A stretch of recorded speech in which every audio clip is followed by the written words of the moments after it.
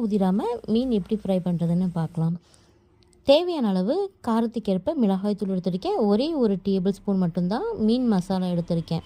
அதுக்கப்புறமா 1 table spoon குருமிளகுத்தூள், தேவையான அளவு உப்பு, 1/2 டேபிள் ஸ்பூன் மஞ்சத்தூள், 1 டேபிள் ஸ்பூன் இஞ்சி பூண்டு பேஸ்ட், ஒரு எலுமிச்சம்பழத்தினுடைய சாறு எல்லாம் சேர்த்து நல்லா மசாலா மிக்ஸ் பண்ணிடலாம்.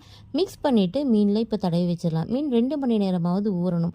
அப்போ தான் அந்த மசாலாலாம் நமக்கு பிடிச்சி நல்லாயிருக்கும். இப்போ தவாவில் எண்ணெய் விட்டுட்டு மீனை போட்டு பொரிச்சு எடுக்கலாம். மீனை போட்டதுமே திருப்பி போடாமல் 2 நிமிஷம் விட்டுட்டு அதுக்கப்புறமா திருப்பி போடுங்க. அப்போ தான் மசாலா பிரியாமல் நமக்கு கிடைக்கும். இப்படி 2 நிமிஷம் திருப்பி போட்டு எடுத்துட்டீங்க அப்படின்னா சூப்பரான மசாலா பிரியாத மீன் வறுவல் ரெடி. இதில் அந்த குருமிளகனுடைய டேஸ்ட், இஞ்சி பூண்டினுடைய டேஸ்ட், அதுக்கப்புறமா எலுமிச்சம்பழத்தினுடைய சாறு, அந்த புளிப்பு அப்படியே எல்லாம் சேர்த்து சாப்பிடும்போது சும்மா டக்கராக இருக்கும். ட்ரை பண்ணி பாருங்கள். வீடியோ பிடிச்சிருந்தா மறக்காமல் நம்ம சேனலை சப்ஸ்கிரைப் பண்ணிக்கிங்க.